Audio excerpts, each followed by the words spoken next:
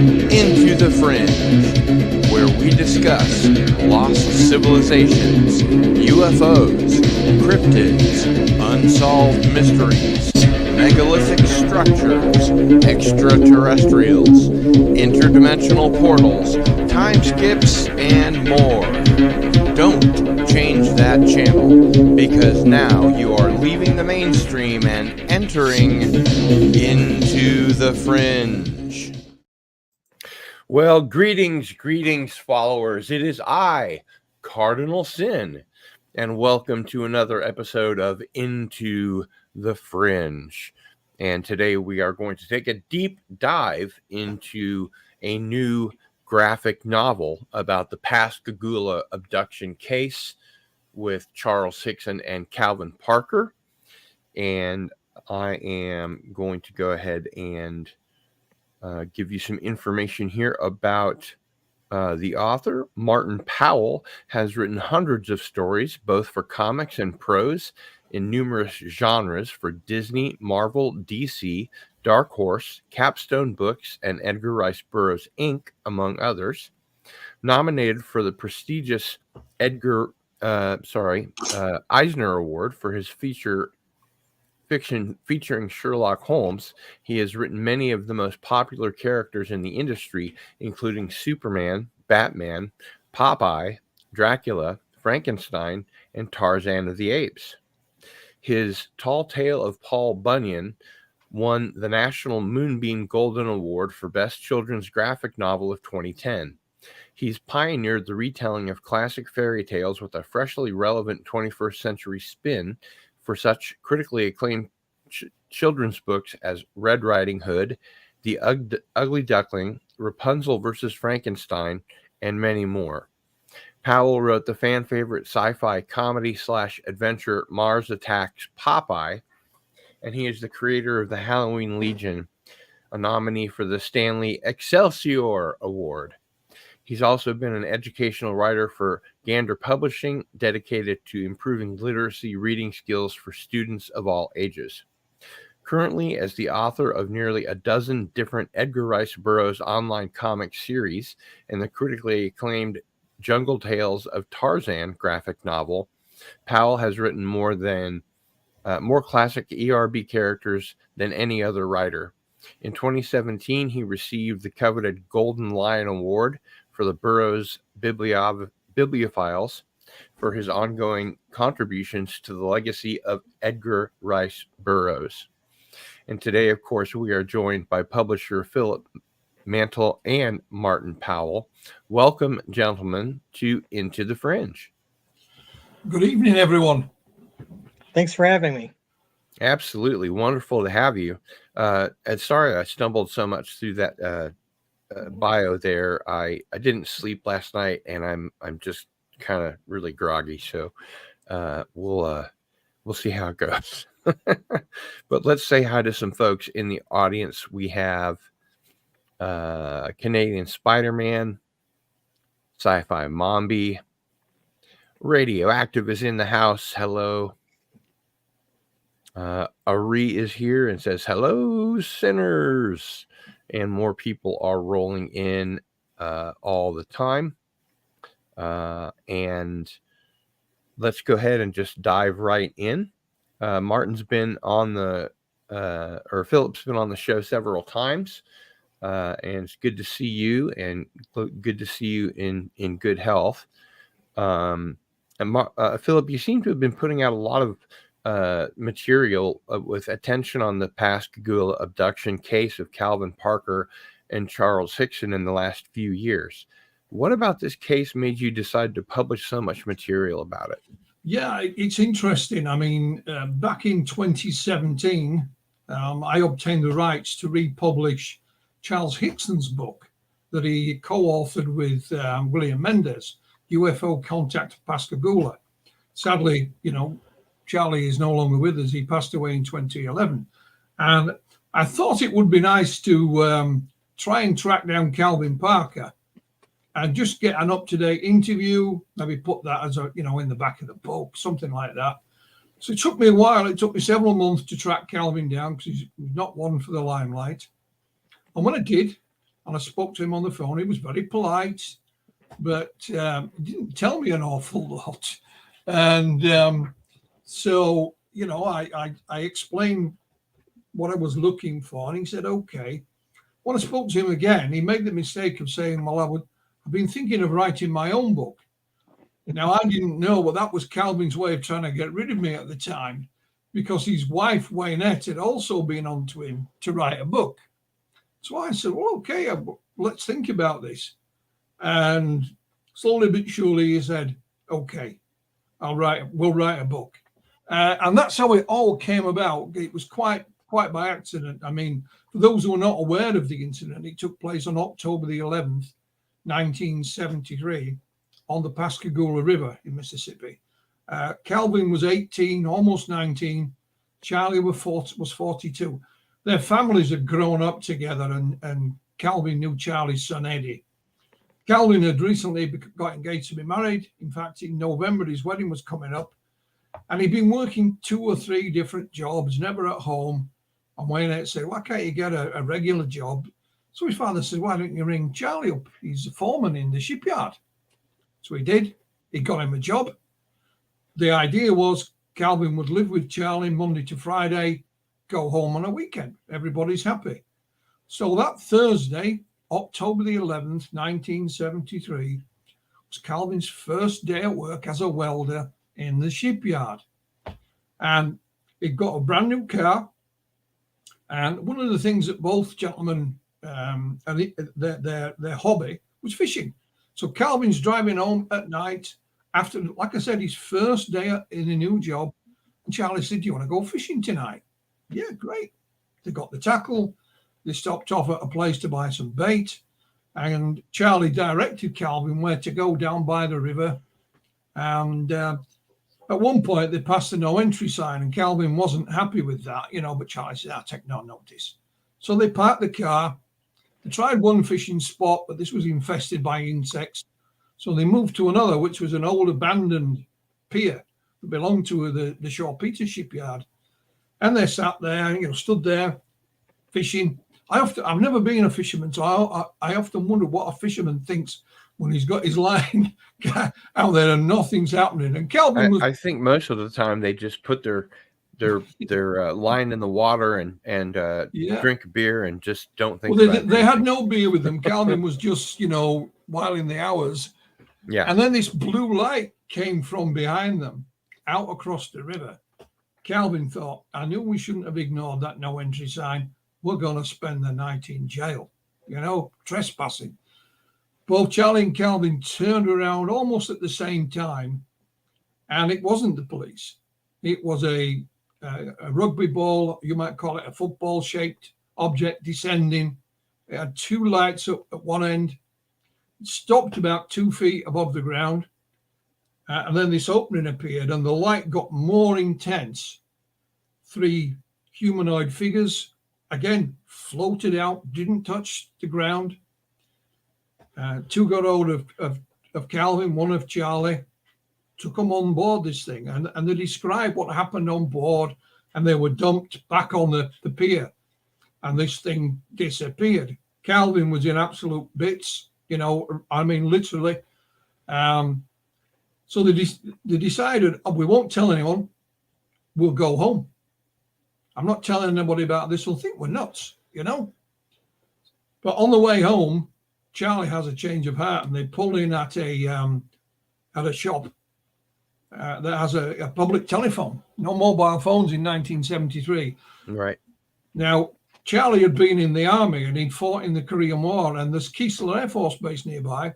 He phoned them, and they said, we're not in the UFO business. Project Blue Book shut in 1969. Call local law enforcement, which they did. And they sent a car out and escorted them into Jackson County Sheriff Department.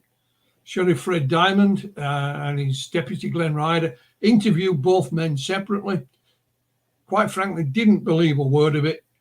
So they put them together in a room and left them to it. Said, I'm just going to go get some coffee. They came back a few minutes later. They rummaged around in a desk that was next to them. Unbeknown to Charlie and Calvin, they've been secretly recorded. And they played it back. And of course, these two gents were still talking about what had happened to them. Calvin was going off his head. So they let him go home. And Charlie said, well, please don't tell anybody. You know, we don't want this getting out. We don't want people to think we're nuts. So the sheriff said, fine, we're not going to tell anyone. The next day, both men get up to go to work. You know, they drive in. They notice there's a few more cars around than usual.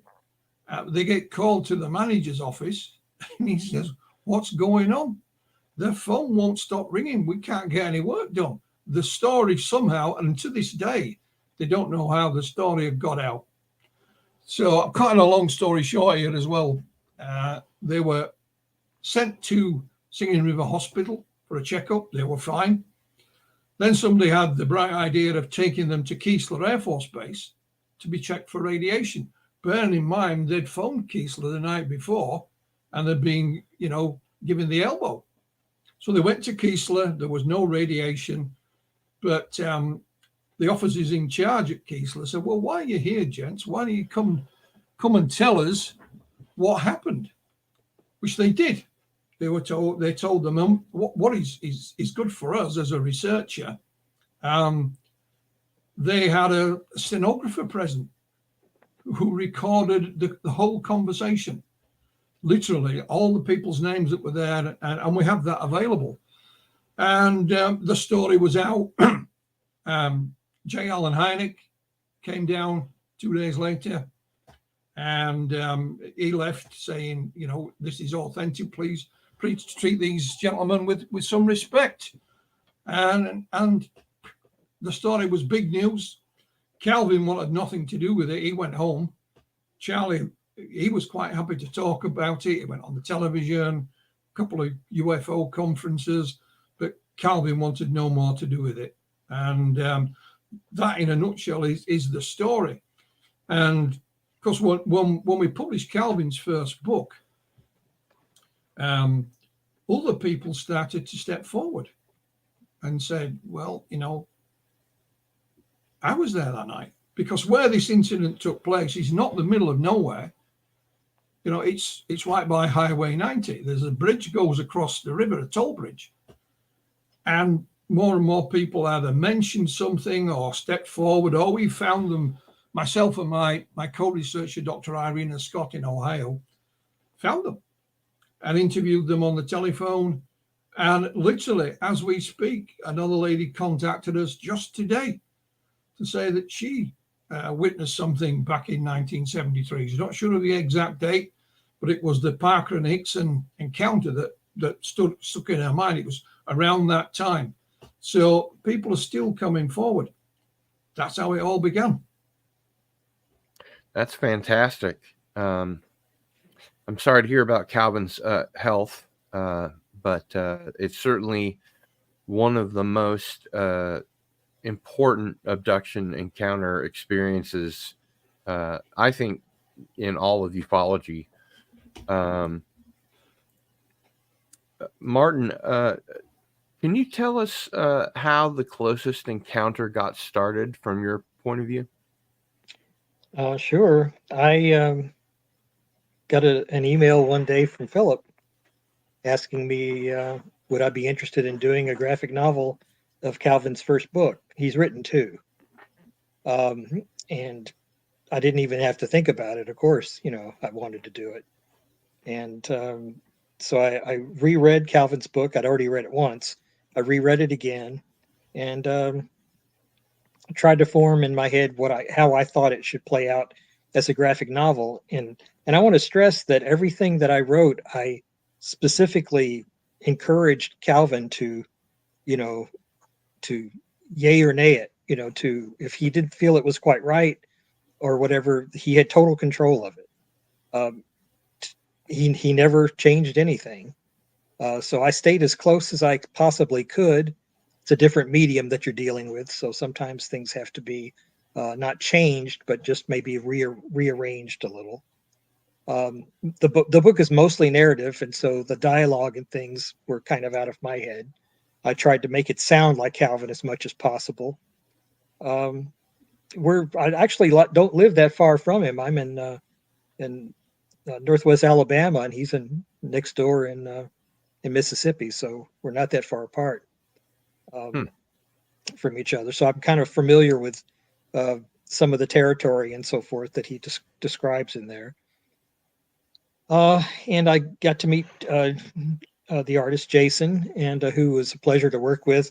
This was Jason's very first graphic novel work ever, by the way. He's told me been on the show a couple said, of times, and he's an amazing artist. The diorama that I had up earlier is his sculpture. He does all different kinds of work. The poster behind me is Jason's work, and it's autographed by Calvin and by Jason. So yeah, he's really good. Yeah, he was a little concerned at first, saying, "I don't think I know what I'm doing," and I said, I was looking through all the samples he sent me, and I said, no, you can do this, and so I wrote my scripts the same way I always do. I write full script, meaning that it's the panels are all broken down per page, the size of the panels, the point of view. So you didn't write a screenplay; you just did storyboards. I wrote a script completely out, yes, and it's not too different from a screenplay. The process isn't, but you have to be aware of the limits of each individual page, and of course you want to do something toward the end of the page to make the reader want to turn it, which is something they don't seem to do a lot in comics these days. That's a great idea. That hadn't occurred to me. I'm a screenwriter and a writer, and I know that the first line is the most important line, like say in a short story. It is. But it never occurred to me to have sort of a cliffhanger at the end of every comic page. Yeah, it doesn't have to be anything grandiose, just something to make the reader kind of go, wonder what that meant, or whatever, Right. But I was maybe a little bit more detailed in my direction than I normally would be, in suggesting camera angles and perspectives and things like that than normal, because he was just starting out. But after a while, like within 10 pages or so, he got it. And I very rarely ever asked him to change anything. It was just, of course, Jason also spoke on Skype to Calvin himself, as well as he has access to the book, but he spoke to Calvin direct to get some idea of the atmosphere, what things looked like, what the area was like that they were, where they were driving. He even got, I think, the correct type of car they were in. Even I can't remember what kind of car they were driving that night. I know I've got a picture of one, but I can't. So, and in fairness to both gentlemen, I think when I met Calvin and he decided to write the book, what he wanted was to leave a legacy. He'd already been seriously ill. He'd had, heart surgery, and he wanted to tell his story and leave a legacy for when he was no longer with us. And we did that with both his two books. But we know there are other audiences out there, and I don't know about Martin, but I know when I was speaking with Calvin and reading his book, I always thought this would make a great graphic novel. From instantly, I just thought it would. I thought it would make a great movie. Maybe that'll come someday. But I thought it would make a great graphic novel. It had all the, the bits and pieces that are required. And let's be honest, it's a terrific story. And when we say graphic, that's exactly what it is. It's very graphic. It's an excellent graphic novel. The page that I had up earlier. Let me see if I can manage to share that. And of course, what the graphic novel does, and Martin will know more about this than me, it takes it to another audience that perhaps a conventional UFO book won't do. And this part this one page that I selected, I didn't want to give away the whole kit and caboodle for you guys, but this bottom right hand bit here, when she moved closer, it seemed like she was wearing a mask. Yeah. She had a mask on. What we should say is the creatures that they saw when these three creatures came out, they described them as having no neck, carrot-like protrusions out the front and out the side of the head, long arms, pencil-like appendages. The legs didn't move. The feet were just stumps. Their skin, there you go. Their skin was black or grey and wrinkly. They didn't talk. They didn't make a noise. So two got hold of Calvin. One got hold of Charlie. They took them into these things and they were separated. And as you can see, Calvin said they put him on this transparent table, bed, whatever you want to call it. And he couldn't move. Well, the only thing he could move was his eyes. And one of these creatures, he calls him the big ugly guy. Big ugly. The ugly one. Yeah. The ugly one. That stood in the corner. And then he felt this other presence before he saw anything. And he felt like a female presence. And then this other being appeared, as you can see there, that was female. The only difference was that the middle fingers were on the hand were somewhat longer. And she hurt Calvin. His lower part of his clothes were removed and his shoes and socks were taken off. And he says, they stuck something in my foot and it hurt. And Calvin was a tough guy. You know, Calvin wouldn't start a fight, but he'd certainly finish them. Mm-hmm. You know, and all he wanted to do was get hold of this woman and thump her, because she'd hurting him. But, you know, they were then delivered back outside. And that thing about the mask is exactly what Calvin said. She looked like it was a facade. There was some kind of masks there. Yeah. And of course, Charlie said a similar thing, but he didn't see any female creature. He just saw these ugly things. And he was in a different room. He was in a different part, yeah. And what is fascinating is that, you know, they both told their story to the police. Apart from Calvin, the agreement he reached with Charlie initially, and said, look, if we're going to speak to people, I'm going to tell them that I passed out. These creatures came out and I passed out. I don't want to talk about it. I'll let you do all the talking.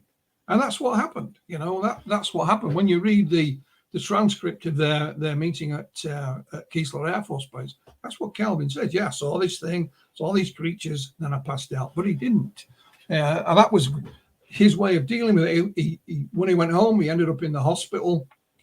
And it shows you how their mind think as well. Calvin was due to get married. And he was worried that if this story got out, his future father-in-law would say, you're not marrying my daughter. You know? Yeah, you're crazy. But they did get married. And, you know, Calvin lived a bit like a nomad for many years. When the Mindy would catch up with him, he'd move his wife and family to somewhere different, which is not the life he'd planned. He met his childhood sweetheart, Wynette. He wanted a regular job, buy a house, settle down, have kids, have grandchildren, you know, grow old, and I'll be happy. But of course, none of that happened. And like I said, with Martin and his skills and Jason and his artwork, the graphic novel was a way to bring this story alive to another audience. And I understand exactly what Martin was saying about Calvin, okay, and everything, because the only thing the only way he would agree to write his own book was that I didn't change a word of it.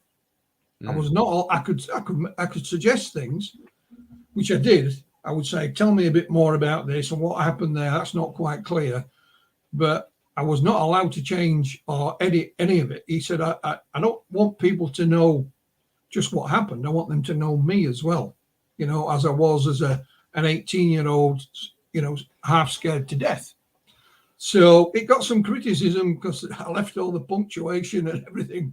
You know, I'm not the greatest of people when it comes to grammar anyway. So Calvin had no need to worry about that, you know. But that's the kind of fellow he's in. And if Martin had or Jason had done something that he didn't like, he would have just said, "No, come on, guys," you know.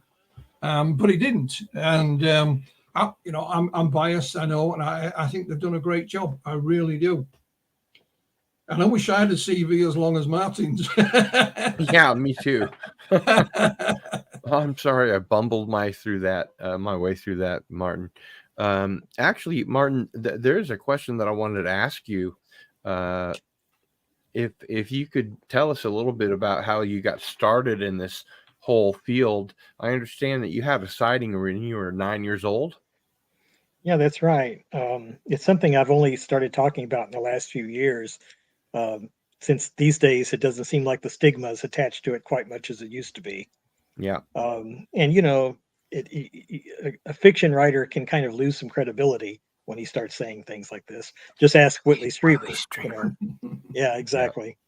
Yeah, it wasn't, you know, anything like what Calvin experienced, but I was in the country visiting some cousins on a farm, and seems like to me it was around, I don't know, 2, 3 o'clock in the afternoon. It was a clear day, um, you know, bright day. There was a field in back of the house, about maybe 50, 60 yards, and then a tree line of some pretty dense woods, with probably, I don't know, 40, 50, 60-foot trees maybe in there. And we were outside in the backyard just kind of playing, and one of my cousins pointed at something, and we all looked, and he said, "What's that?" And there was this thing just kind of hanging over the tree line, and it looked like a classic Hollywood flying saucer. It's the only way to describe it. It was kind of an unpolished kind of pewter color. It had a little dome on top. Even I didn't see portholes or anything. One of my cousins said he did, but I didn't see them. And it just was kind of staying there, moving slightly. It wasn't completely still. It moved kind of like this. And we watched it for a while, and then like this is the trees. It would go back and kind of vanish. And we thought that was it, but then it would, a little few minutes later, it would come back again. Well, we went inside to get some grown-ups to come out and see this thing, you know, and nobody would.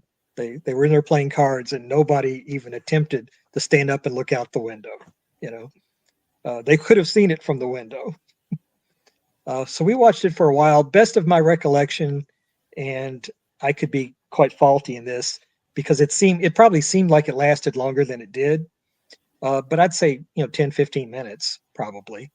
And then it slid off past the trees another time, and we didn't see it again.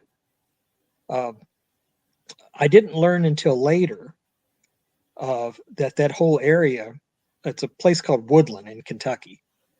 And I didn't learn until later that whole area was kind of strange. Like people saw odd things from time to time. What kind of things?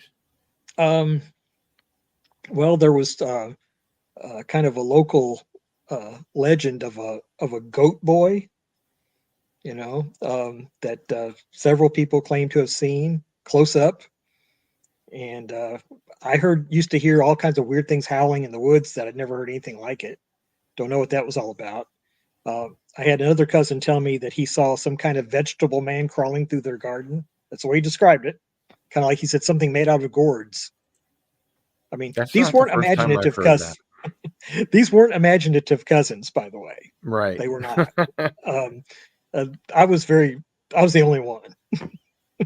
And so I heard that stuff after the fact of this. My brother, this isn't connected to this, or maybe it is. My older brother, when he was in his early teens, like 13, 14 years old, he told me that he was visiting the same place, the same farm, on Easter Sunday one time. And I guess I was a baby at the time, so I don't remember it. And he said it was Easter Sunday, and he was out on the old playing in the old gravel road there, and this giant rabbit came hopping out of a field and just stood there and looked at him, and it was holding a basket. Now, my brother is a retired school teacher, and he has absolutely no imagination. Was his name Harvey? Yeah, maybe. But he said it looked at him, it growled at him, and he was afraid of it. And the thing jumped across the road and then jumped across a barbed wire fence, caught itself on it, and then took off. And he went up and collected a little bit of fur that was left on it and had it for years, but somehow he lost it over the years. So Wow. it no longer seems to exist. But to this day, he'll talk about it, and he talks about it with a very funny look in his eye. Mm-hmm. And he doesn't mention it often, but if you ask him, he'll tell you about it. And when you say I'm a only funny mentioning look that in his eye, do you mean like the glint of a hoaxer, or just that it's a weird thing that happened? he said it was a rabbit that Yeah. was the size of a man. It looked at him, snarled and growled. He said it had a look in its eye he did not like. Mm-hmm. I mention that mostly Malevolent because rabbit. I mention it mostly because it's kind of like a John Keel kind of moment in a Yeah, way that definitely. Yeah. Of just odd things like that around that particular farm. I don't know if it still happens or not. The farm was long sold, and those woods I described to you have sadly all been torn down. But Yeah, but that's what it was like. Farms are creepy. A couple of weeks ago, we had Christopher O'Brien on, who's I think the world's leading authority on cattle mutilations, Right. and I he agree. talked about an incident that he had on a farm, and then another one when he was almost 7 years old. He lived kind of in a cul-de-sac, and he was being followed around at night by stick figures that had little rods, and they were otherwise about the same as grays. But they prevented him from getting to his house, and finally he got to his house, and his parents kicked him out. And so he was, scared shitless, obviously, and eventually got to a neighbor who got him back to his house. But yeah, the Wow. farms seem to be a place where weird things can happen. Mhm. Well, Pascagoula has got its strange tales as well, not just the story of Charlie and Calvin. There's a tale of a mermaid there, because the river goes out to sea as well. And of course, the river is also called the Singing River. The hospital that Charlie and Calvin went to is the Singing River Hospital. And there's several different stories, but the area I believe gets its name from the American Indians that used to live there. And apparently there were two tribes, and they'd lived together peacefully, but it all, came apart. And one tribe thought that this lot's going to wipe us out. So instead of being beaten by their enemy, they all walked into the river together, committed mass suicide, but they were singing. Hence the nickname of Singing River. And it's supposedly every now and again you hear this little noise. What is interesting is when Charlie and Calvin had their fishing poles in the river and the blue lights came, they heard this little buzzing noise. Whether it was from the river or behind them it is not easy to tell. And there's, when they turned around and saw this thing, the lights were so intense. It's one of the reasons why they had difficulty describing how big it was. And then when this opening appeared, the light got even more intense.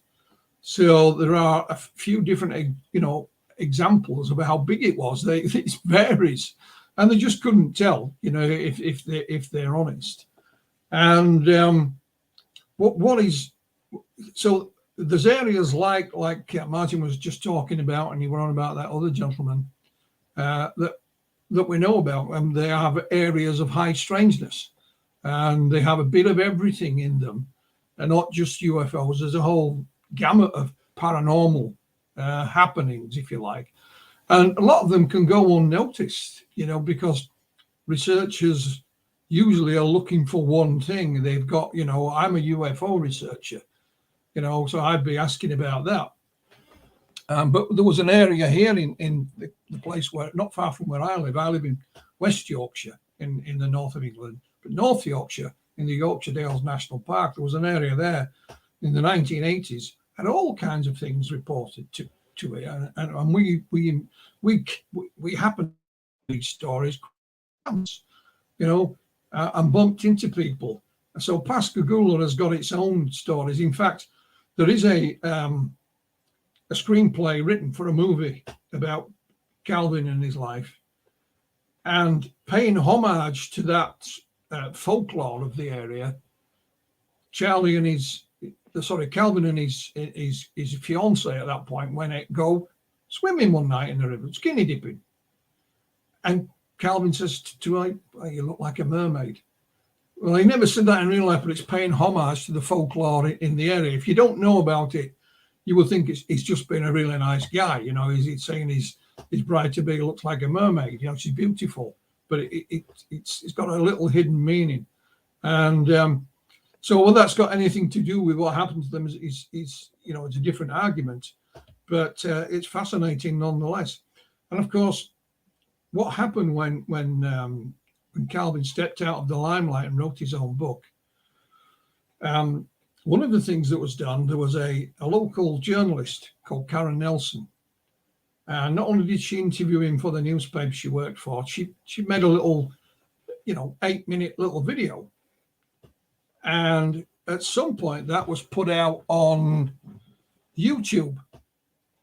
And I was reading the comments underneath it. And one of the comments was, "My mum and dad were on the opposite side of the river that night, and they too saw the UFO. So that certainly grabbed my attention. I found this young lady. She put me in touch with her mum and dad, and they were Mr. and Mrs. Blair." Not featured in this part of the book. This is what happened, you know, after the book was published, and we have their account of what happened to them that night. And then others started to step forward. Initially, back in 1973, one of the arguments was that there's the road bridge. Nobody on the road bridge had seen anything. Well, just because they haven't reported it doesn't mean they hadn't seen anything. But a gentleman stepped forward, Mr. Anderson, and he said, "My wife and I were driving over the bridge that night, and we saw this blue thing." Bearing in mind what Charlie and Calvin said was blue, down below us, he said. And he said, "I thought it was going to crash." A couple of days later, he went to visit his aunt, who lived down by the river. And she says, "You'll never guess what I saw the other night." But of course he did. He knew exactly. At a book signing that Calvin was doing in Pascagoula, a gentleman stepped up to him. "Can I buy a book, Mr. Parker?" "Yeah." And he said, "Oh, by the way, I saw the UFO that night." And he walked away. And Calvin couldn't get his name or, you know, who he was. But fortunately, somebody was taking photographs, and we had a picture of him. And we managed to locate him. Sadly, this gentleman died earlier this year. He was called Mr. Lewis Lee. We interviewed him, you know, a couple of times. Mr. Lee was actually working in the shipyard on the other side of the river that night. And he was a crane driver. And he said, "Philip, when I got up in my cab," he said, "it's about 10 or 12 feet off the ground is my cab." And he said, "I could see," I can't do a Mississippi accent, gents, I'm sorry. But he said, "I could see this darn thing out across the river." You know, and he described it. It was almost like a diamond. And the only reason he took his eyes off it is because something wrong with it. You know, his colleagues shouting, you know, "Watch what you're doing." And when he looked back, he had gone. And I said to Mr. Lee, I never forget this. I said, "You know, did you report it to anybody?" He says, "Philip, this is 1973. There's no Ghostbusters. You know, you can't call Ghostbusters." He said, "I told my wife, and I've told my family since then, but that was it." So he didn't keep it to himself. There was just no avenue to do that, you know. And there are just typical examples of what's happened since then, and continues to happen now. But going back to Calvin's original story, you know, I just thought it would make a great graphic novel. I just thought it had all the hallmarks. I don't have any now, sorry, Martin, but I had graphic novels when I was a younger man and comics. You know, they made way for the children. And once they grew up, I could restock, if you like. But it just had all the hallmarks, in my humble opinion. And I'm going to follow that up with a question about where we can get the book. Where can we get the graphic novel? Yeah, well, it's just type Moonstone Books into your search engine, and it's available there. I believe they will be making it available through other outlets as well, but it is literally hot off the press. I don't know if you've got a hard copy yet, Martin, because mine's not arrived yet. We don't even have a copy ourselves. Yeah. But it is available, and I think it will be available through other outlets. But at the moment, just go to Moonstone Books. I think it's just over $13, which is a bargain. I can assure you, an absolute bargain. And it is as far as I'm aware, I think it's pretty unique as well. And that's all down to these two gentlemen.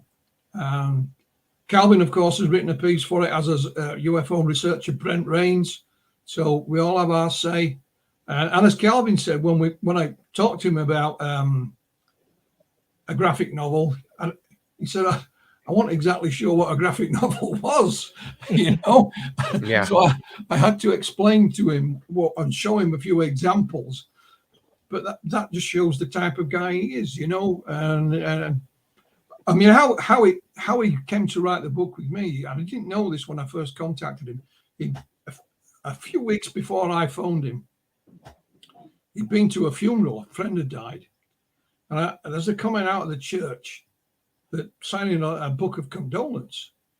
And, you know, he signs it Calvin Parker. And a few of those that came behind him are sort of pointing and, you know, that's the UFO man. And Calvin, you know, had this for nearly 50 years. So his wife went out and said, well, enough's enough. You better write your own book. And then everybody knows the story. And if they point, you can point him to the book. And he said, yes, darling, I'll write a book, no problem. But he had no intention of it. But, you know, once I'm coming across the Atlantic to him and Waynett's got him in a headlock, I don't think he had any choice but to go down that road. He said to me, you know, I've started writing a book, Philip. I said, okay, let's have a look what you started. And it was nothing like a book whatsoever. And one of the things that happened was I said to Calvin, have you got any documents, photographs, anything? He says, no, I lost everything in Hurricane Katrina. You know, my house was under 10 or 12 feet of water, gone. Okay. So while Calvin was writing the book, one of the things I did was pester the bejesus out of anybody and everybody I could think of that might have been around at that time or therefore. I started, of course, the Center for UFO Studies because Hynek actually opened the center later that year and he'd been involved. And they sent me a file. It's a PDF file. Not any great revelations in it. There's a lot of newspaper cuttings, but right in the middle of this file, it's a one-page typewritten document done on the old typewriter, and it's dated October the 13th. They did originally put the 12th, but they typed over it, and it's titled Puncture Wounds, and it details an examination, a physical examination of Charlie and Calvin. They strip down to their underwear and they're given the once over. And it says that puncture wounds, in inverted commas, were found on Calvin's foot.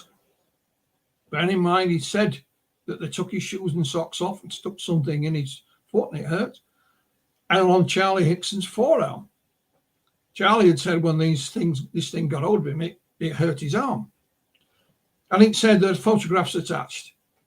Of course, I'm looking through this PDF file and there are no photographs, but it was intriguing. You know, it was intriguing. Then it must have been, I don't know, 2 or 3 years later, the same chap who had sent me that out of the blue said, Philip, I've been searching through some files today. I wasn't looking for these, but I assume you've already got them anyway. Bing. And they have the photographs that are mentioned in this puncture wounds document.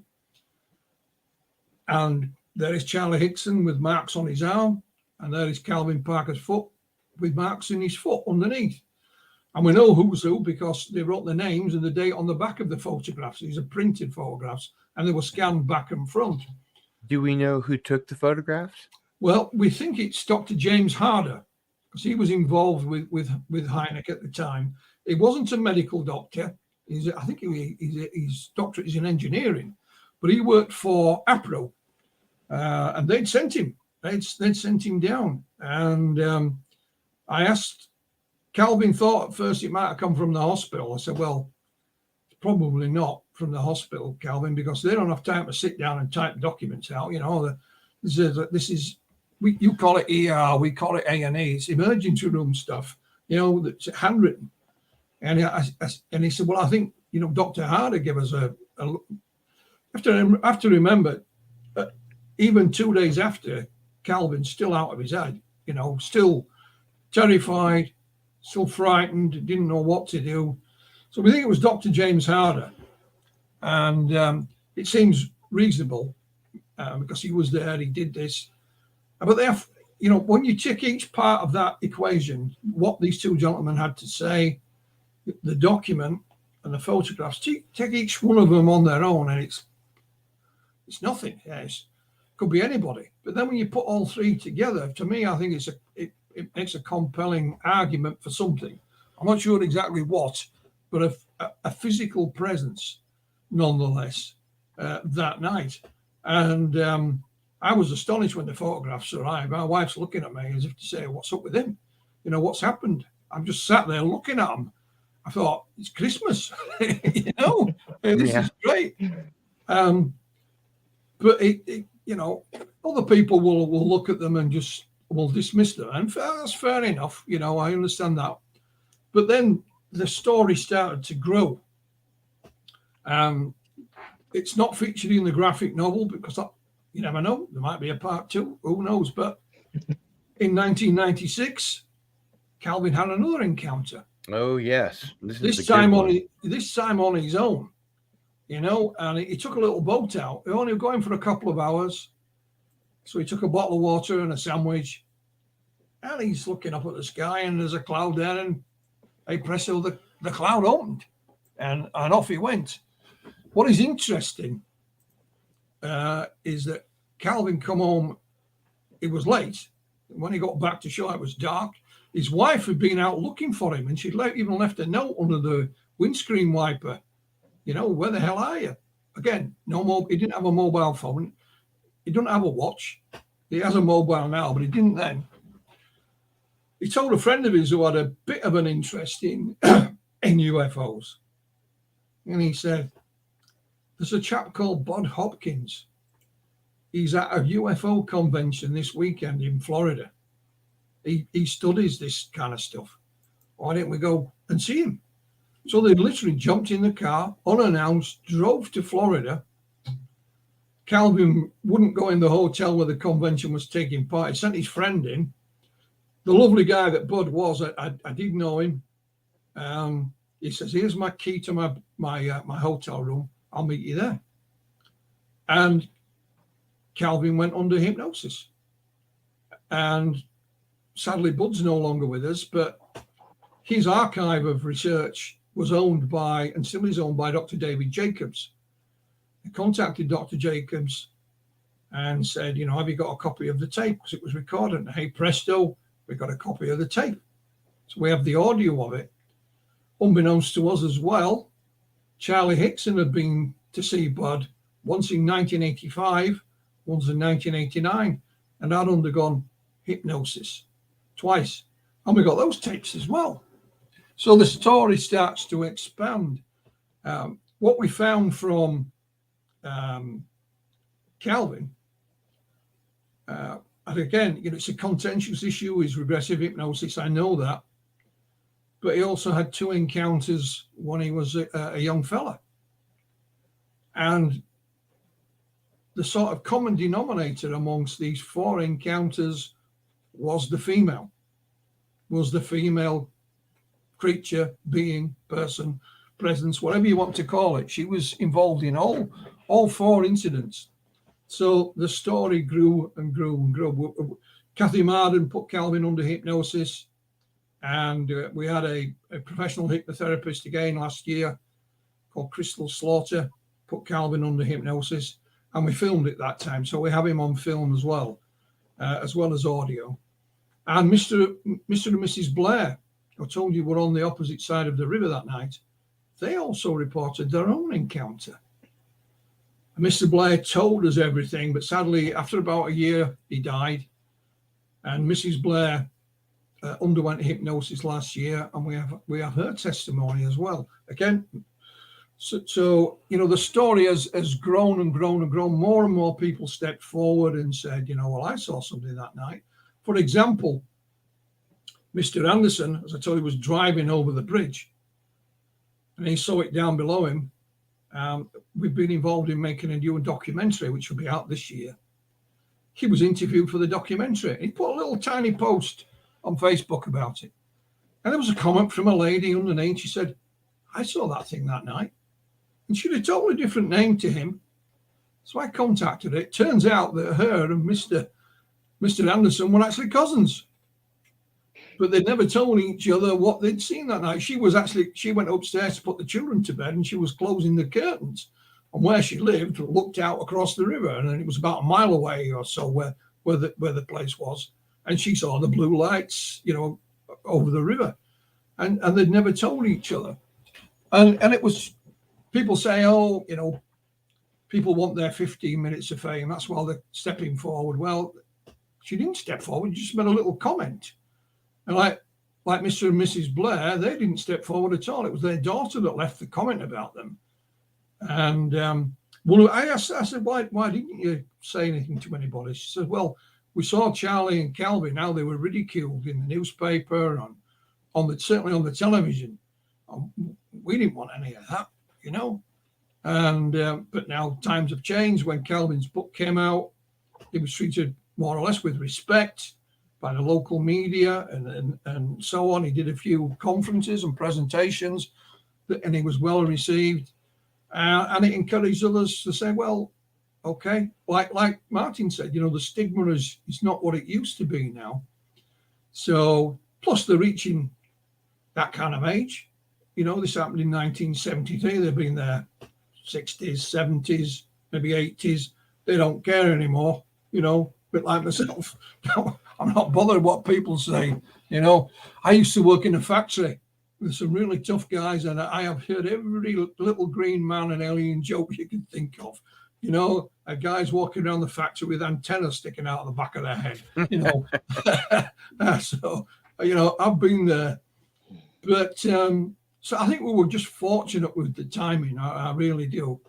And I just think it's with Martin and Jason's skills, I think it was another way of bringing the story to life. I can write a book. Calvin wrote his book, and it's great. But to see it there, it's not in live action, I know, but it's as best we can get when you put things on paper. I think and I think the two gentlemen have done a great job. Sorry, absolutely. If I won't stop talking, I beg your pardon. No, please. It's wonderful to hear all of the different facts of the case and how things have come together later. And certainly, I've seen the documentary that you're talking about where Calvin is, around a big table where there's like 12 people. No, we've got another one now. That's an old one from a couple of years back. Mm-hmm. We've myself and Dr. Irina Scott have acted as consultants on it. Many of the witnesses that hadn't stepped forward at that point have been interviewed, and it's with a UK production company. And all being well, it'll be out before the end of the year. I know they're editing it as we speak. So you've seen a little one we made, yes. Yeah, from what I'm told, like there were a dozen or so people there that corroborated his account, and I got a list. At the end, he said, "Thank you.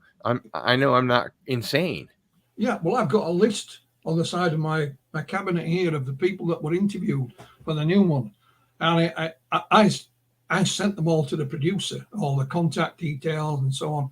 And if we're honest, my colleague, Dr. Scott, was asked how many people she'd interviewed for this. And she said, I'm sure it's over 30. She hadn't really counted them. Wow. And I literally sent her details of one today, to just this very day, of a lady who saw something. And I said, well, can we have a chat on the phone? It was my colleague, Dr. Irina Scott. She is a retired academic, and she says, yeah, sure.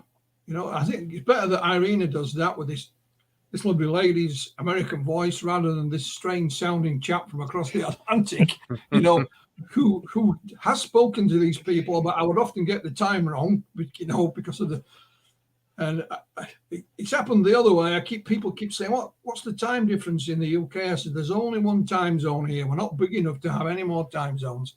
Yeah, it's just Greenwich. Yeah, GMT. And so we'll literally have one today. And there's another few that have made little comments that lead me to suspect that they may have also seen something. So I've left messages with them, whether they'll say anything more than that, or, you know, and if they don't, they don't. What is interesting, of course, Charlie Hickson is no longer with us. And I remember seeing a little documentary or a little interview that Charlie did, and it was done in his home. And he sat in his bedroom, and his bed and his sideboard are covered with letters and papers and stuff. And he says, people just write to me, you know, UFO man, Pascagoula, and the letter gets there. Now, literally just a week or so ago, in fact, what's the date? Yeah, 5 days ago, a lady contacted me on social media, and she runs a historical society in Ocean Springs. And she says, we've had a donation of 2 boxes, she called them bins, boxes, plastic boxes, of material that used to belong to Charles Hickson. The lady who donated them, her mum and dad actually bought the house when Charlie died, and everything was left in it, furniture, everything. And they had a big wooden box with all these papers in it. Sadly, she gave some of this stuff away a few years back, but she found 2 plastic boxes of letters and correspondence in the garage, and she donated them to the Historical Society, who contacted me. And I have, every single one of them has been digitized. Most of them are just letters, can I buy your book? You know, believe it or not, Charlie Hickson made a record. He recorded his story, narrated it, he didn't sing, and it's on a vinyl record. I have one. I've got a copy. like an LP? No, not an LP, a 45. Huh. And I have it. So they were buying that off him. But there were some people contacting him, reporting their own sightings to him. A lot of them wanting more information, you know. But there's also correspondence from people that we know. Betty Hill, for example. And Betty's telling Charlie about some of the things she'd seen. But what, out of all the, I mean, there's, at last count, there was something like 1,600 scans that this lady had done for us. But she says, do you want the envelopes scanning? I said, scan everything. You know, this is a historical record. Scan it, no matter what it is. She even scanned the Christmas card, but there you go.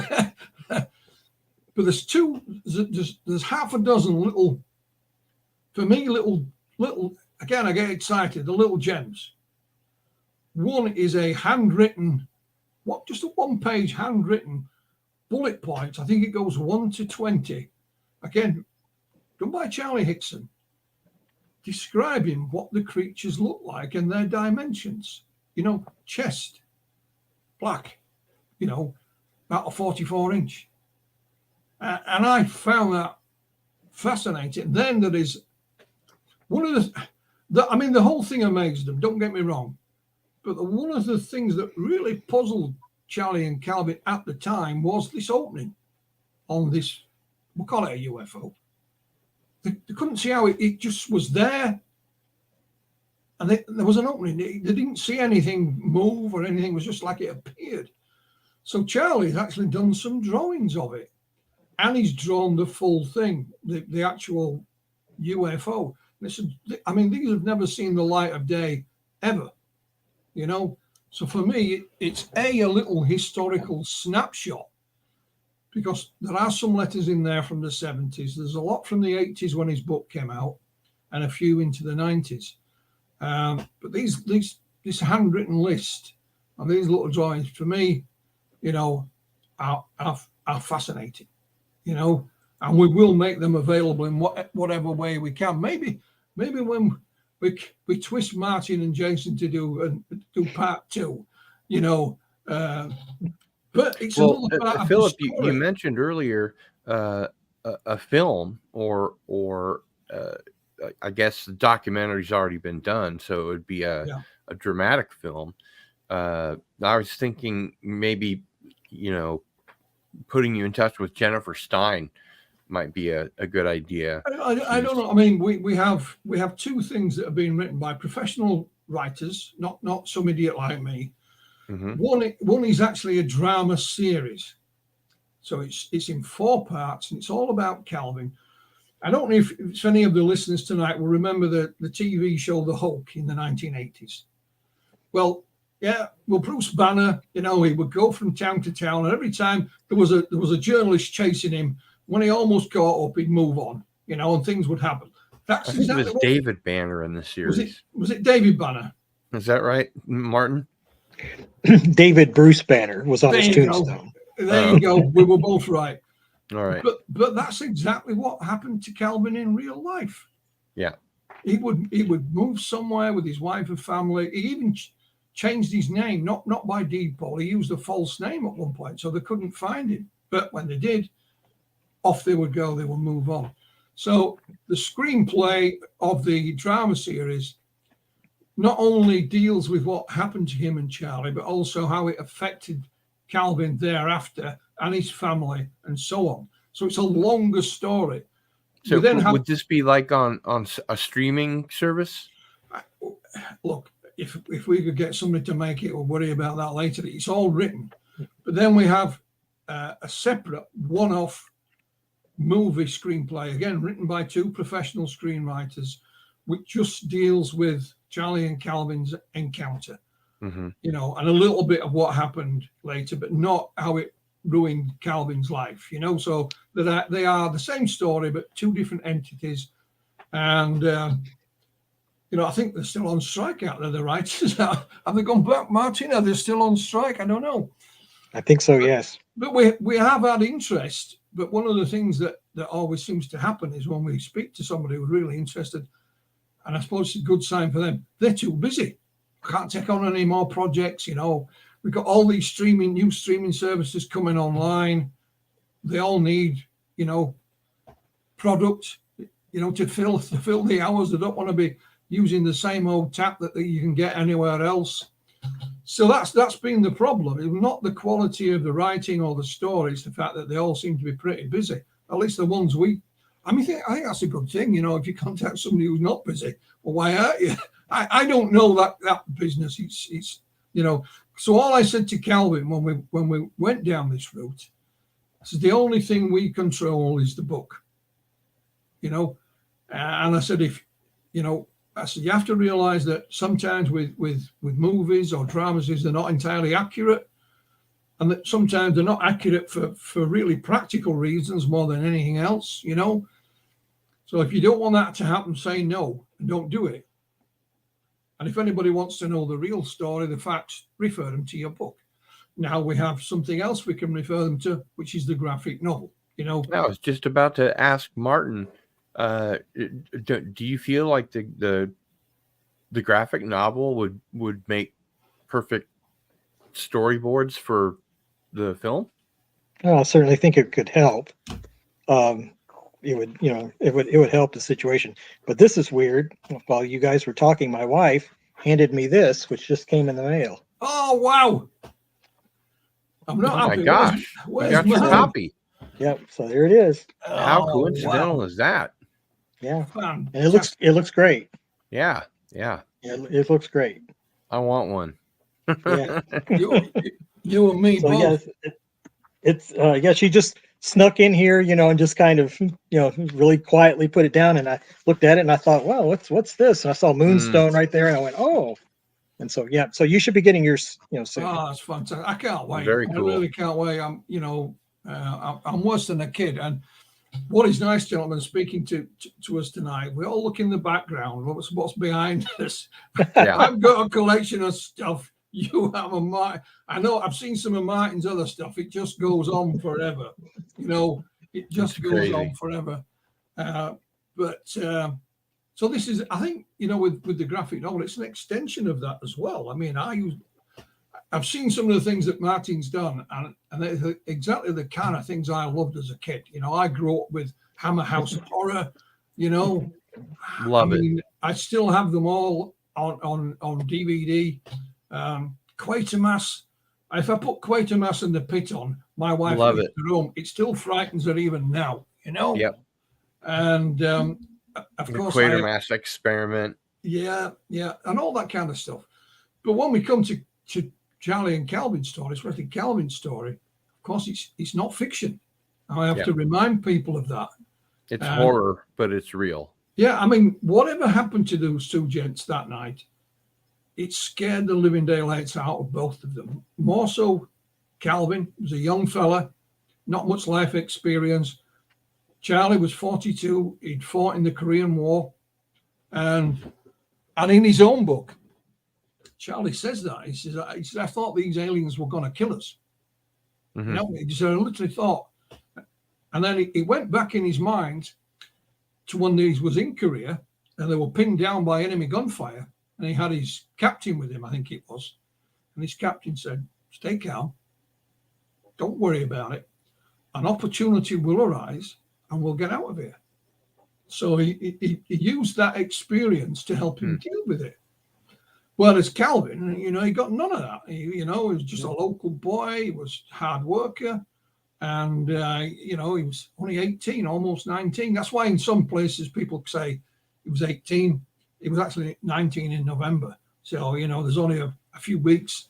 So, people have said, he didn't even know his age. It's got nothing to do with him not knowing his age. It's just the way people report it. If you speak to him a couple of weeks after the event and say, how old are you? He'll say, I'm 19, because he was, And one little thing that maybe a lot of people don't know is Calvin actually went in the Marines for a year, in the United States Marine Corps, and a journalist caught up with him.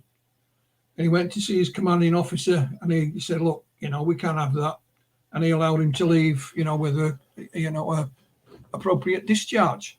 And, but he'd gone in the Marines, not because he wanted to be a Marine. It was to get out of the way.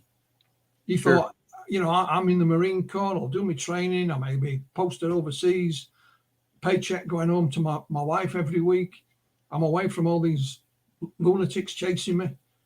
But no, they caught up with him. And it shows you the difference in the two men there. In some of the letters that we've just been donated there, people would literally, write to Charlie and say, can I come and visit you? I just want to meet you. I want to know more. It happens with experiencers and authors all the time at UFO conventions. They'll just be approached. People will tell them their stories and then just leave. Yeah. They just want someone that will believe them. Yeah. But I know a well-known gentleman, I'm sure you both know, by the name of Eric von Daniken, Swiss writer of Chariots of the Gods, etc. He paid him a visit. And I have a couple of photos that Eric took while he was there of Charlie, and they're nothing fast. It's just a picture of him. But again, it's just another part of the portfolio builds up. Whereas it adds a lot of credibility to the case. We started in 2018 when I was speaking to Calvin with absolutely nothing. I'm not a document, not a letter, not a photograph, zilch. And now we've just got, 1,500, 1,600 scans of letters and flyers and all kinds of stuff. I went through the first 300 and I had to stop them. My hand was cramping on the mouse, But the lady that's donated them, she's put them all on a USB and they're in the post to me. So they're on a Google Drive. So I've been looking through them, but I'll wait while the rest arrive. And there's actually a couple of letters in there addressed to Calvin because they didn't know where he lived because he didn't go on the TV. He didn't go in the newspaper. It was always Charlie.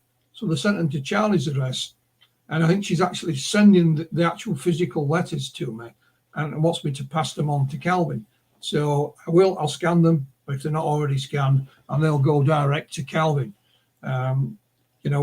But you know, we don't know what's going to happen next. We really don't. So we're hoping, because this year's the 50th anniversary, October the 11th, 1973, 50 years. I know the town are going to host a UFO carnival or some such thing. We were hoping that Calvin would be in good enough health to maybe do a little presentation in the town, but that doesn't look likely. I'm across the Atlantic, so I've got no chance, you know. Maybe we'll send Martin. I know he said he lived in the next state. You know, you shouldn't have said that, Martin. I didn't know where you lived. Sure, I'll go. Well, you heard it, ladies and gentlemen. You heard it here first. I really want to see, you know, when Calvin gets this in his hands, actually, because you know, it's been a while coming. It was a you know, rather long and long process. But I enjoyed every minute of it. I worked on it on Sundays. Is the way I worked it out for my schedule. Yeah, because I write 7 days a week.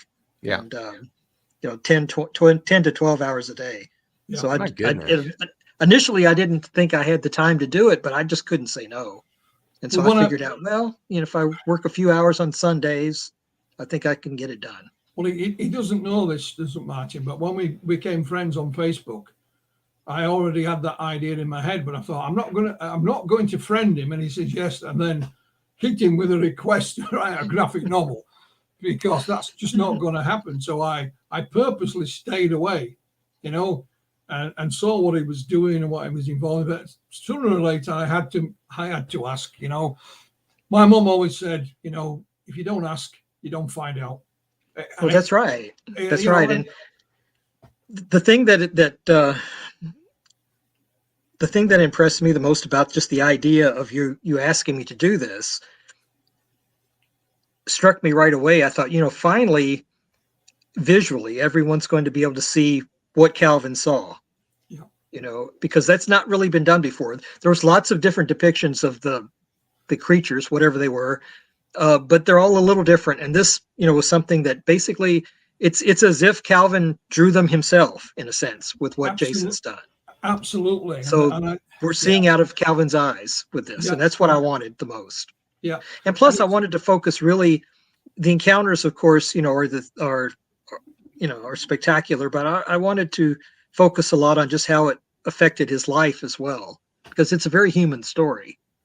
And I think Calvin's a very sympathetic character that most people, I think, can feel for in this. Yeah, I mean, Calvin is a real character, even though he's ill. He's still Calvin. You know, his sense of humor and things haven't changed. I mean, this is the type of man he is. His mum died recently. She'd been in a nursing home for a while. Her memory had gone, and he doesn't know I know this. But Calvin used to go down to the nursing home on a Friday evening, even though he wasn't well himself, with his guitar, and he would sing to the residents there to entertain them, including his mum. Now, I've got 2 or 3 of his little recordings that someone made of him singing, and he said, "Don't let Philip have them, he'll put them on Facebook." But that's the kind of man he is. And you know, he doesn't like talking about the part where they remove his clothing. Because Calvin was, although he was only young, he was a tough guy. You know, he wasn't the kind of guy you wanted to pick a fight with. He told me, he said, I was at school with my brother. He idolized his younger brother. Again, sadly no longer with us. But he said, if anybody picked on my brother, they were going to know about it, you know. And but of course, here he is in this situation in 1973, where it didn't matter how tough, how strong he was, there was nothing he could do. He was completely helpless. The only thing he could do at one point was move his eyes, you know, which was completely the opposite of what he would normally do, you know. And so that got to him as well, you know. And of course, he's getting married. He's like the protector, if you like, of his family. Well, how can I protect my family if I couldn't protect myself? You know, and the only reason they rang the authorities that night is Charlie had a change of heart, and he said, "Hang on a minute, you know, what if this thing comes back? Does this to somebody else? Then his military training came in and he said, what if it's an invasion? We might laugh at that, but that, that was how they thought. And that's why they had a change of heart and persuaded Calvin to pull over and use the payphone and phone Keesler and then the sheriff's department. Now, when they made that phone call that night,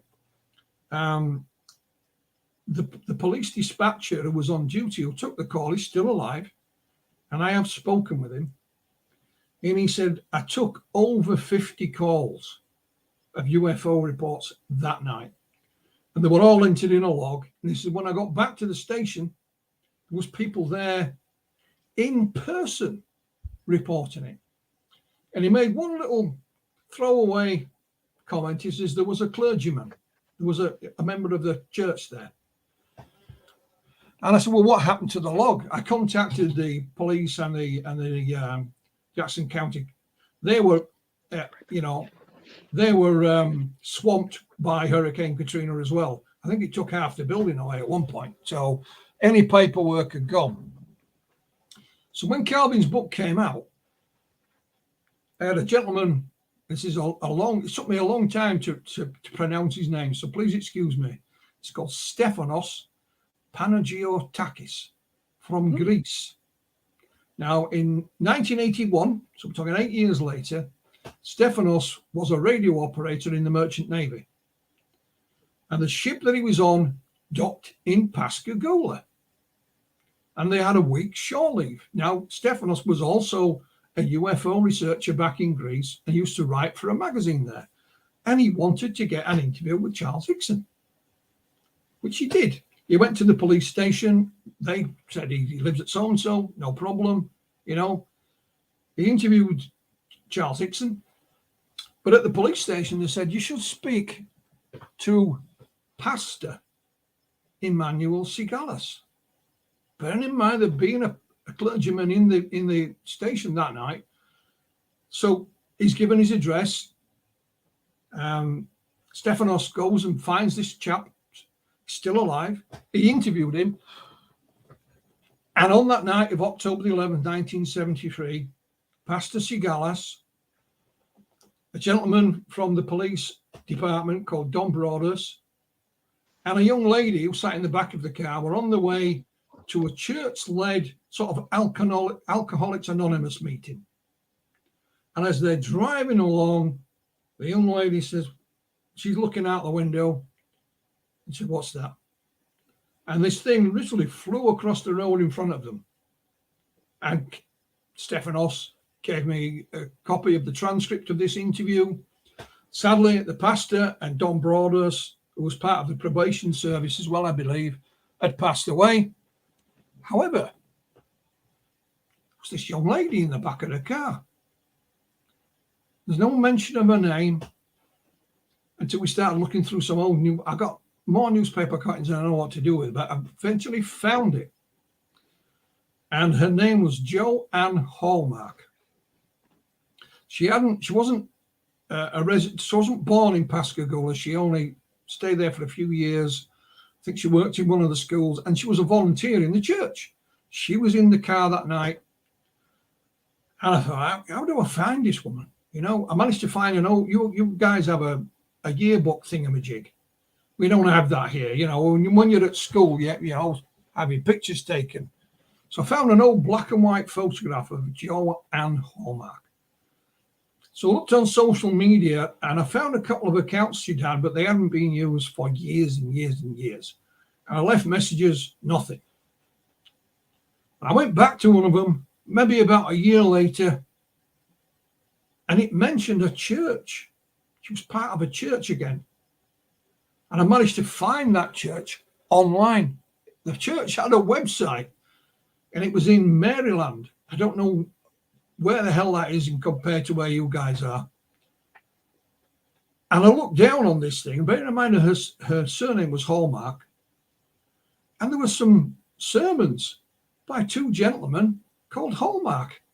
And I thought, could that be her sons? So the church had a general sort of email address, info at whatever. I emailed them and said, I'm looking to speak to this lady. She worked with Pastor Sigalas in Pascagoula in 1973. I didn't say anything about what I wanted to speak to her about. I said, if she's still there, could you pass these details on? About a month later, lo and behold, Miss Hallmark or Mrs. Hallmark contacted me via email. And I thought, well, I can't beat about the bush. I got to tell her why I want to speak to her, you know. So I told her. And she come back again. She left it about a month. She come back and said, yeah. And she confirmed everything that had happened that night. My colleague, Dr. Irina Scott, spoke to her on the phone, did a phone interview with her. And she even sent us a modern day photograph square. We now know what she looks like, 50 years later. And it was just another witness that we thought we were never going to find. And it was that night, just outside of Pascagoula. What my colleague Stefanos did when he was interviewing these people in 1981, he got them to drive the route. And he took a photograph through, where did you see it? I mean, he took a photograph through the windscreen of the car, had the photograph developed, and then had them draw the UFO on the photograph, and we have that.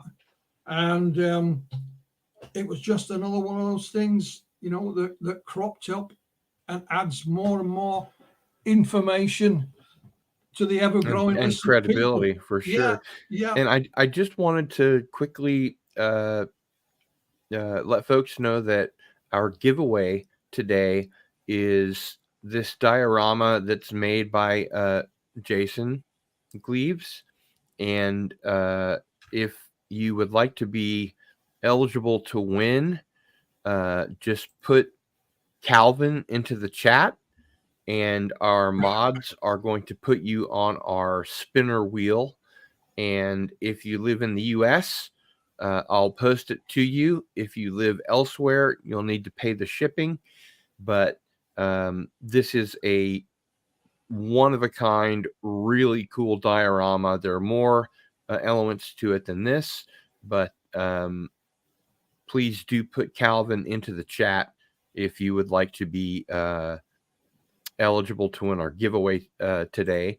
And another thing I wanted to mention is Ari asks, if a US-based filmmaker were interested in the screenplay, how would they make contact? Yeah, well, just email me. I'm not the writer. I don't own the rights to them, but I've been like a conduit for most of this thing. Like You're the wrangler. Yeah, I'm the guy in the middle of it, and it's all done. I'm not saying it's it's in tablets of stone, but it is completely done. It's not the first draft. I think it went through about 5 drafts. Again, all sanctioned by Calvin. It was sent to Calvin for his thumbs up or not. And personally, there's 1 or 2 things I would have changed, but that's me. I didn't get a say in it. It was down to Calvin. And, Calvin and I have worked like that. We've actually become very good friends, and he trusts me. But I said, well, at the end of the day, Calvin, this is still your story. It's not mine. And if I get something wrong, well, but if you get it wrong, you've no excuse, it's your fault.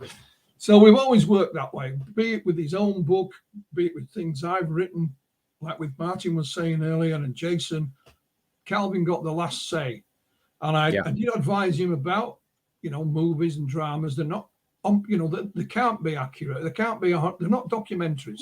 They are a different beast. So he understands that. But he gave it the thumbs up. I would say the screenplay, in my humble opinion, is about 90% accurate, maybe a bit more. There's a few little things that are put there for dramatic purposes, I dare say. Creative license, yeah. Yeah, I'm not Philip, a fiction is it okay with you if I put your email address into the chat? Absolutely, yeah, absolutely. All right, thank you. And I'm biased. I always admit that, but I think that it's a hell of a story. And I think the last half decent one was Fire in the Sky. And they made a mess of the abduction scene in that. I understand why they did it. Yeah. Tracy Torme said that he got a lot of pressure from the studio to change the aliens because the producers said, you know, where did you get the idea for these aliens? And he said, well, this is typical of all the grays that people report. And they said, oh, we can't have aliens that other people have reported. We need to change this. I'll tell you what the reason was behind it. I was actually hired to promote the film when it was released in the UK. And I housed an evening with Mike Rogers and Travis Walton and their spouses, and they did a lecture in London. And we had a press conference afterwards. What Travis said is that in the original screenplay, it was written accurately as he remembered it. Out of the blue, on TV in the States, came some beer commercials that had the same looking type of aliens as described by Travis. I remember that commercial. Yeah, so that led to them going back to the writer and saying, we have to change this. You know, we can't be associated with a beer commercial. So what they agreed reluctantly to do was change the visuals. But as Travis said, if you look at the emotional content in that abduction scene, it is all very accurate. Not visually, but emotionally. Because when he woke up, he felt he was in an enclosed space, you know, and it did lash out at them and things like that. So that's the reason behind it, which was a shame, but nonetheless, I still like the movie. I've watched it numerous times, you know, and I was hired to go to a lot of the press screenings around the country, and these were all like 11:30 at night after the cinema had closed, and I had to give a presentation to the press, and then hang around at the end of the movie for questions. I could actually at that point tell you the dialogue of that movie backwards by the time it finished. Yeah, I knew every word they were going to say, but you know, I think that was the last half decent one in my opinion. You know, and I think Calvin and Charlie's story has all the hallmarks again for a terrific movie. But whether we'll ever see it, that's another thing. It's not something that's in our control, but keep your fingers crossed. You never know. But you're the one that we should direct people to if they want to produce the film. Yeah. And I can put them in contact with the people involved, etc., and then leave them to get on with it. And the screenplay's already done. We have two. We've got a one-off movie screenplay done, finished, and we have a 4-part drama series, mainly aimed at TV, done, finished. Again, that went through numerous rewrites. I'm sure Prometheus Entertainment would be more than happy to make that. I don't know. I don't know who they are. They're the ones that make, Skinwalker Ranch, Secret of Skinwalker Ranch, and all the History Channel, Ancient Aliens, and all that stuff. Now this is drama. This is not fiction. Yeah. Good answer, Martin. Now I wanted to ask you,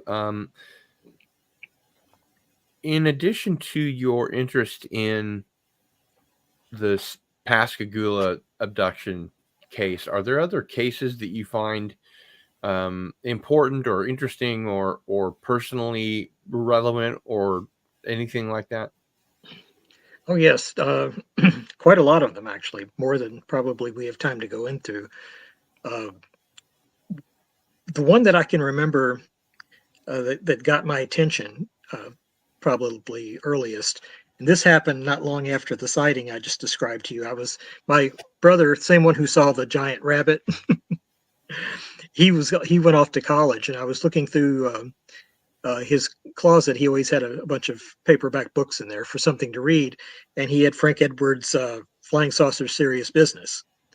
And so I must have been like, I don't know, 5th grade, maybe something like that by then. That was the first UFO book I ever read.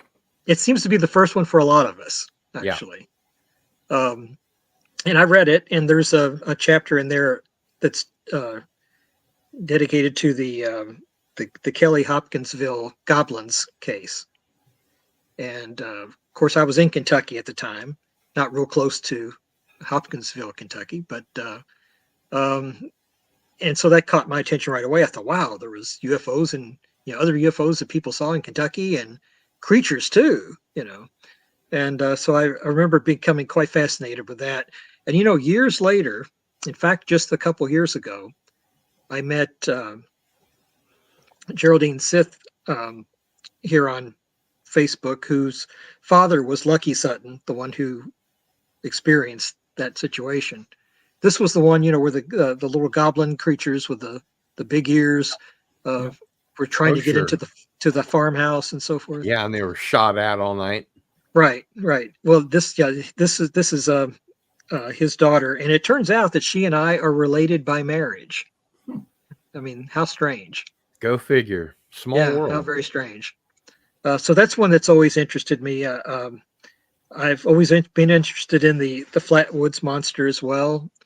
That one, of course, the situation with Travis Walton, the situations with Whitley Strieber. Whitley and I collaborated on a comic book back in the 90s called Beyond Communion, which was about his. Oh, okay. You're the one. I owned that. I don't have it anymore, but I owned it. It was really good. Yeah, it was fun to do.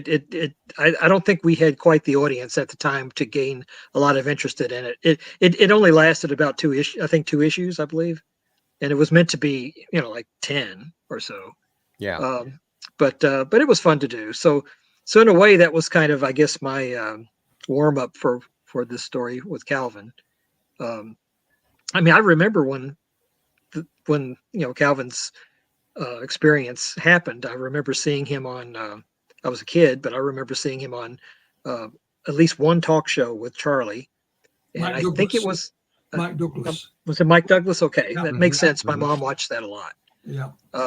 And I seem to remember something too. I think about a Mike game Douglas show. ended up selling Donald Trump as casino after Trump had nudged him over and over and over. But Mike Douglas in the 70s was kind of the king of, Charlie talk shows. Charlie went on Dick Cavett. He went on, or rather, he created more game shows that I think than anyone else. Yeah, like I said, Charlie was on the Dick Cavett show. I remember seeing that too. Yeah, we can't find a copy of that, but I've actually got the audio of it, but not the video. But that was in the days, both sides of the Atlantic, when they used to tape over things because they reused the tape, Yeah. But I'll give you another example of Calvin, if I may. It's another little story. Charlie bugged him to come to whatever city it was to appear on a TV show. And he reluctantly agreed. And he said, there's going to be some kind of scientist on with us. So he gets there. The scientist wasn't a scientist. It was Philip Klass, the arch debunker. Philip Klass refused to go on television with Charles Hickson. And Calvin stood there, and a journalist had arranged this, and Calvin has no idea what's going on, So it got cancelled. So the journalist took him over the road to a restaurant to get something to eat. And he said by the time they got there, Charlie and Philip Glass just weren't even looking at each other, let alone speaking. So Calvin sits down and he said to, Philip Glass, why wouldn't you go on the TV with my friend? He said, I don't go on the TV with liars. So Calvin said, if you call me a liar again, because if he's calling Charlie a liar, he's calling Calvin a liar, because we're both in it together. Well, Calvin says, we went home with no dinner that night. But he said, look, I don't care if people don't believe me. I really don't care. But I'll not have anybody call me a liar, certainly not to his face. And it reminded me as well of Travis Walton. I found an old article written by an Englishman, but who was actually living in Australia, working for an Australian newspaper. And it wasn't that long after the incident that happened in 1976. So he flew from Australia. He had an interview lined up with Travis. And he's saying on the plane, going, I don't believe this, I don't believe it, I don't believe this. He gets there, and he said, I was met at the airport by the toughest cowboy you ever did see. Of course, that was Travis's brother. But what his brother said to him, he said, much like Calvin, I don't care if you believe my brother or not, but if you laugh at him, you're in big trouble, you know? So he got his interview, he went home, and he wrote again. I don't believe, he couldn't really say why he didn't believe me in his mind, you know, he'd already made his mind up. But it was that little comment, only a little, you know, it was just one line of text in this whole article by his brother. I think it was Dwayne, his brother. It's like, Calvin, I don't care if you don't believe me. If you call me a liar, you're going to be in trouble. You know, there's something about Phil Class that just smelled, and you know, I had the great pleasure to interview and put on the lecture of Stanton Friedman, and so we had lunch, and he told me about, you know, Phil Class, and that you know, he would send Stan a check for $1,000 for each documented case of UFO landing or evidence that he could find. And so Stan ended up sending him like a dozen, and Phil Class paid him, but he said, I'm going to have to limit it to 10. So he got a check for $10,000 from Phil Class. Yeah. Well, and also, as you guys probably are aware, Phil Class tried to bribe one of the members of Travis Walton's you know, crew for $10,000 to say that it was all bullshit and that it was a lie, and that they were all just making it up. And I think it might have been Mike Rogers, and he didn't go for it. And back in the 70s, $10,000 was a lot of money. Yeah, well, we found Philip Class's file on the Pascagoula case. So it's about 160 pages long. And in Calvin's second book, there is a 3-page unpublished article that Philip Class wrote. We published that. But when you look at this file, he's not trying to do any research. He's looking for mud to sling, because, as you know, you sling enough mud, sometimes it sticks. So he's not trying to find out, you know, was there any more witnesses who said. He's just trying to find dirt. And of course, he didn't find any. So at the end, he just said it's a hoax. Well, you know, without any evidence to support that whatsoever. And we've put the whole file on Calvin. Calvin has a little website run by a gentleman. So it's all on there. So you can, you know what, not hiding anything. It's all there. You know, it's all there. What's the URL? It's www.calvin/parker.com. Not slash, the space.com. And it's on there. You know, it's there in full. And so there was no, I only met him once. I had a bit of a laugh with him, but, you know, he wasn't somebody who you could trust. But as I pointed out, the latest piece I read from the Skeptic Society was written by, I think it's Joe Nickell, in 2013 or 2015, somewhere around there. And in that article he wrote, they're no longer saying this is a hoax. They said it was a psychological manifestation.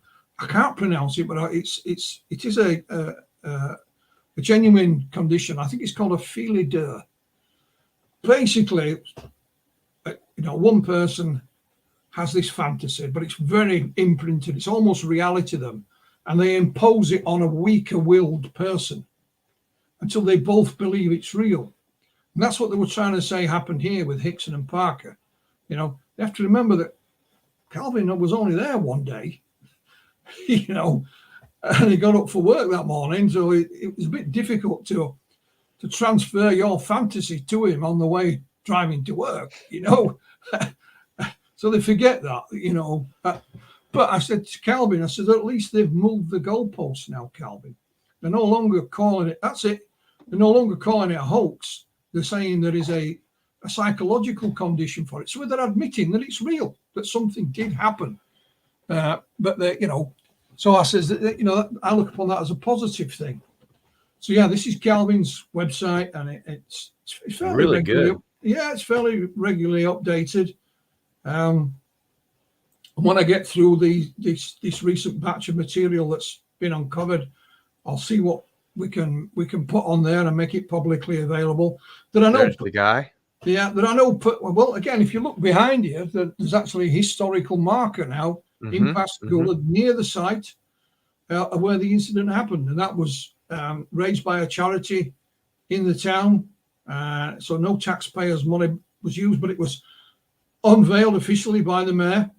Our only input was check that it was accurate. Right.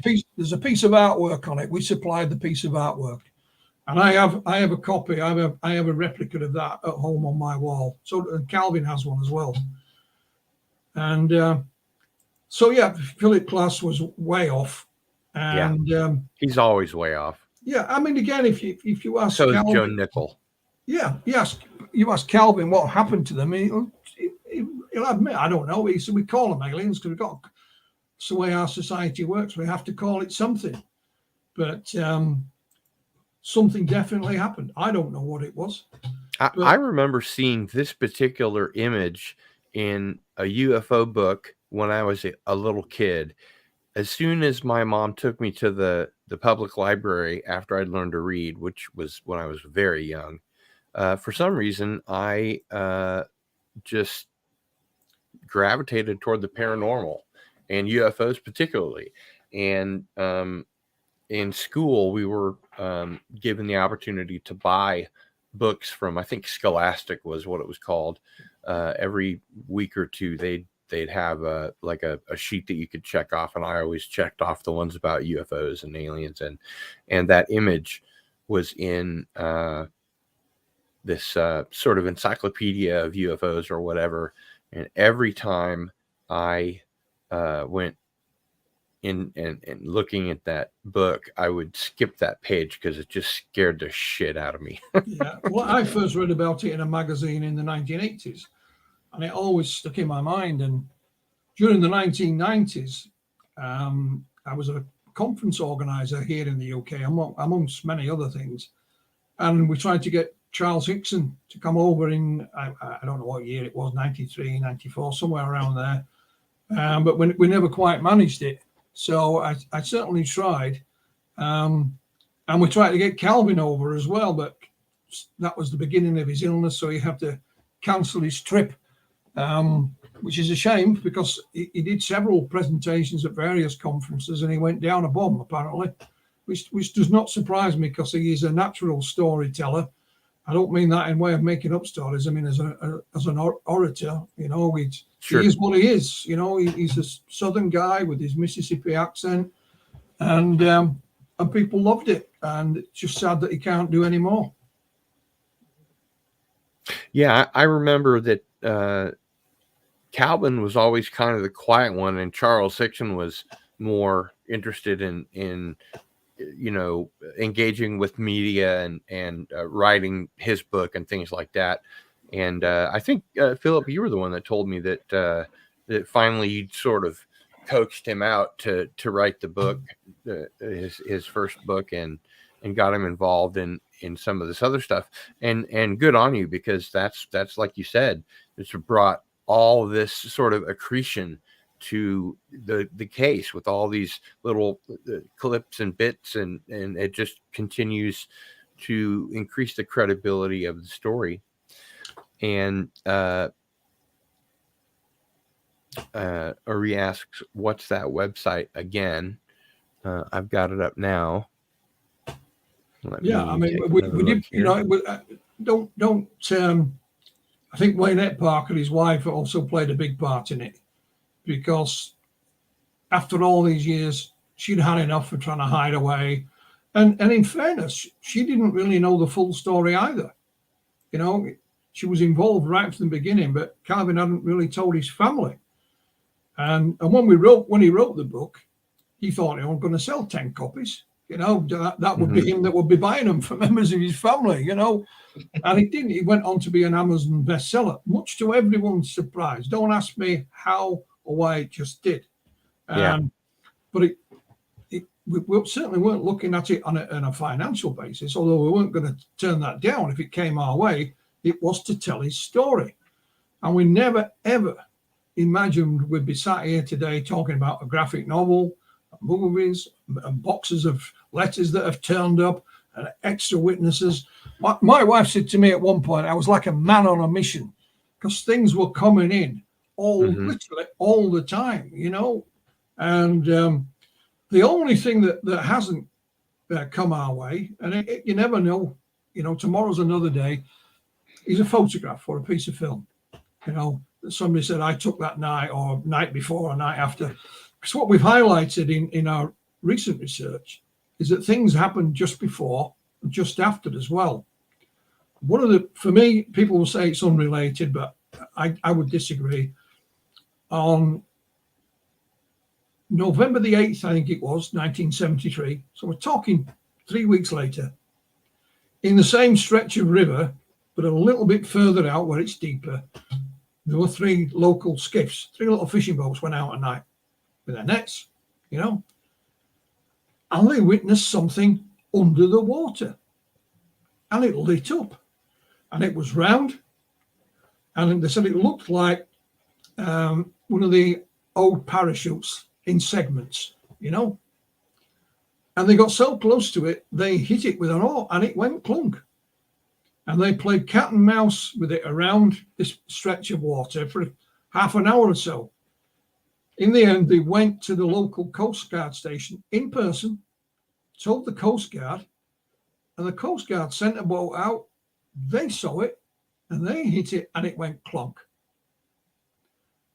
And hey presto, we found all the Coast Guard documents about it, named all the witnesses.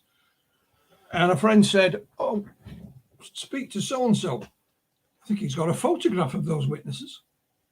Hey presto, he did, in colour. They're all lined up the next day on the side of the quay, and they're all photographed. But the great thing as well, on the back is all their names again and their ages. So we put this picture, this photograph on social media. Anybody know these people? They're called, you know, and within 2 or 3 hours, a lady had contacted us. She says, that gentleman there is my father-in-law, and the rest passed away. And within 3 days, the gentleman she pointed out, we were in touch, and my colleague Irina had interviewed him on the phone, and he confirmed what they saw that night. He said the next day the Navy sent a man out, and he thinks this guy from the Navy's nuts. He says to him, show us where it happened. He said, well, it's there. It's just water. You get nothing to see. It's just water, you know. And he thought, you know, some dumb city fella, you know, wasn't very complimentary about him. But this is just a few weeks after the Parker and Hickson encounter in the same stretch of river, just a little bit further out. And you know, we've published that with all the documents, all the names are in it, photographs, interview, a lot. You know, it's all there. And again, I just find it more and more fascinating as time goes by, you know. And the reason I've talked about it so much is because so much has happened. This wasn't just PR. It's just that I think people should know about this. Well, and like I said before, it's obviously a very important case. This took place before the Travis Walton abduction. I think the only other case that really sticks in my mind before that is the Betty and Barney Hill case, as far as abductions go. So yeah, it's a very important case, and like I said, the more time goes by, the more credibility kind of accretes to this case. And I think Philip, it's congratulations to you for doing a lot of the ground pounding and hard work. And Martin, hats off to you for putting together such a wonderful graphic novel. I mean, it really is amazing. Wave it again, Martin. Wave it again before he cuts us off. There you go. There you go. And I'm just gonna again share just one frame from the graphic novel, because I think this is, to my mind, just really scary. Dramatizes the whole thing, especially this this part over here, this bottom right. You know, when she moved closer, it seemed like she was maybe wearing a mask. Yeah, she had a mask on. And so this is, you know, another instance of aliens, you know, trying to look human, trying to pass themselves off as human. This has happened in many, many cases. Well, So I'll leave you a little snippet. Like I said, the witnesses on the other side of the river that night were Mr. and Mrs. Blair. And when I first spoke to Mrs. Blair on the phone, she said, I often wondered if something like that didn't happen to us. She had this memory of seeing something out of a peripheral vision that she couldn't quite make out. And she asked to undergo regressive hypnosis, which we eventually did. And one of the things that she says in it, I'm not saying it's true, I'm not saying you've got to believe it, it just prompted me what you said. She says, they're harvesting our DNA so they can live here amongst us and they'll look like us. I'll make of it. That's just one of the things she says under the hypnosis. and if you follow the work of Dr. David Jacobs, that's pretty evident. And I know I shouldn't laugh, but when we hired the hypnotherapist, she was a professional, local lady. This is just after COVID, so she was reluctant at first. But anyway, she's called Crystal Slaughter. And when she turned up to do the first hypnosis with Mrs. Blair, Maria Blair, we didn't tell her what it was about. We just said, we want you to take Mrs. Blair back to this date, this time, and this location, and just let her go with it. No questions. We didn't prompt her for anything. And of course, we had it filmed. We had 2 cameras on. We had a close-up and a wide angle. And when you see Mrs. Blair start to talk about UFOs and aliens, you see the look on the hypnotherapist's face, because she had no idea what was coming. You know, none at all. And again, she then, a few weeks later, put Calvin under hypnosis. And again, just a little throwaway thing. I asked her to ask Calvin a question. And I said, when Calvin's got his rod in the river, before anything happens, just ask him to describe the scene. What does he see? What does he hear before anything happens? And hey, presto, Calvin says, you know, I'm looking at the bridge. There's a boat going out. He says, I often wondered how big boats like that, so heavy, could float. And then a little throwaway comment. He says, oh, there's 2 figures on the opposite side of the river. Were those, I have asked this question in our new book. Were those 2 figures Mr. and Mrs. Blair? Because they were on the other side of the river at that time, and they saw what was happening, some of what was happening on the other side. They weren't close enough to make everything out, but they did. I'm just intriguing. I don't know. People say, you know, hypnosis is taps into fantasies and things, and they may well be right. Just an interesting little point. I don't know. So I'll give you some idea of what else is in our collective storage box on the Pascagoula case over this side of the Atlantic.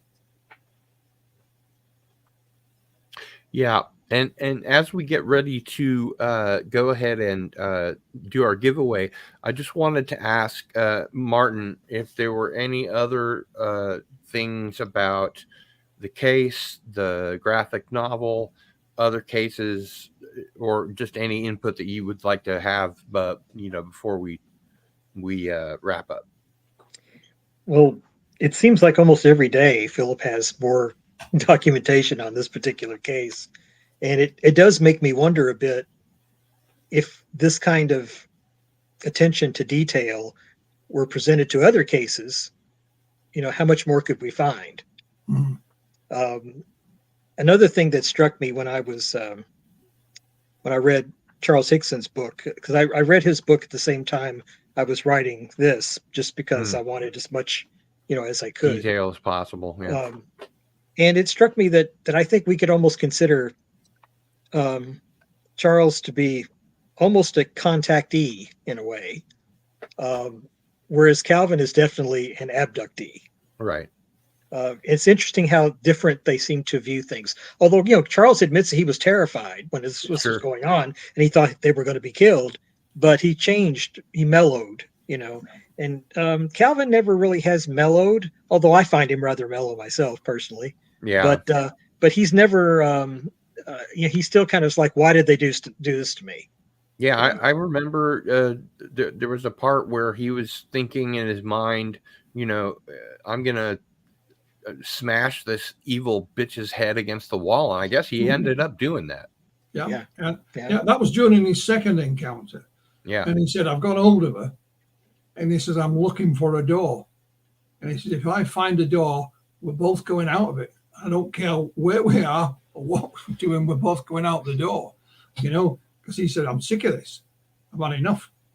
And because it's Calvin's way of looking at life. He wasn't in control anymore. And he wanted to wrestle that control back, literally. He wasn't in control. There'll be more to come, gentlemen. I guarantee that. Well, it looks like we have all of the names entered on the wheel. So I'm going to go ahead and ask our mods to go ahead and come on in and help us determine which one of the people that put Calvin into the chat is eligible to win, or will be our winner for this week. And while we're waiting for that, I just want to thank both of you gentlemen again for coming on into the Fringe, doing the show, and just telling us more about this incredible case, and of course about this incredible graphic novel. I can't wait to get a copy. He said that he just completed his order, so I think that we're gonna at least get you some sales and pass the word on, which is kind of the point here. So let me just double check and make sure I don't have any messages. Okay. And welcome, Canadian Spider-Man. Hello, Cardinal Sin. Hello, Greetings. Martin and Philip. And thanks for being here. This has been a fantastic discussion. Yeah, pleasure. It has been a great show. I've got the wheel ready to go, Cardinal Sin, and I'm just going to attempt to share that with you now with the sound on. This is the part of the show, you guys, that I dread the most because my head spins around like The Exorcist and makes me feel nauseous. But I will say it's a great diorama. I have one very similar to that was made by Jason. And my wife's not even allowed to look at it, let alone touch it, It's out of bounds. And it's up out of the way from the grandchildren as well. Yeah, Jason sent me one too. You get one too. Great. Really great diorama. All right. So these are the ones that we have available. And again, I just wanted to mention that if you live in the U.S., I'll go ahead and ship this to you. And if you live outside of the U.S., then you'll have to pay shipping. And these are very, very delicate. I think they're 3D printed, aren't they? Yes, they are. Yeah. Yeah. So that, if they fall, they'll break. They're really, really fragile. So we want to make sure that whoever wins gets, a well-packed, well-mailed, order that's been shipped correctly. So anytime Canadian Spider-Man, you're ready, let's go ahead and give her a spin. Okay. All right. We've got 5 names on the wheel, and go ahead and spin. Yeah. Whenever you're ready.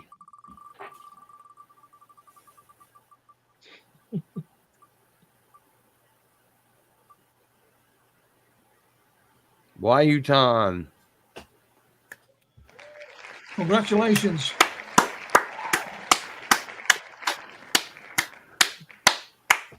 You're gonna love it. So, Wayutan, just go ahead and give me, drop me a line.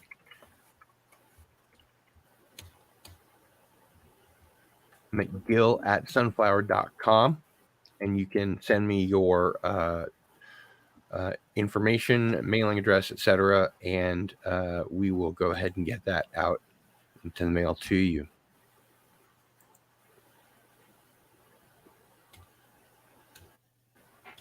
All right. Well, Fantastic. this has been a great show, and congratulations to Wayutan. And again, gentlemen, I really appreciate you being on. And Martin, we're going to have you on the Pop Culture Show so that we can talk all things Karloff and Lugosi and Absolutely. stuff like that. Because Another obsession.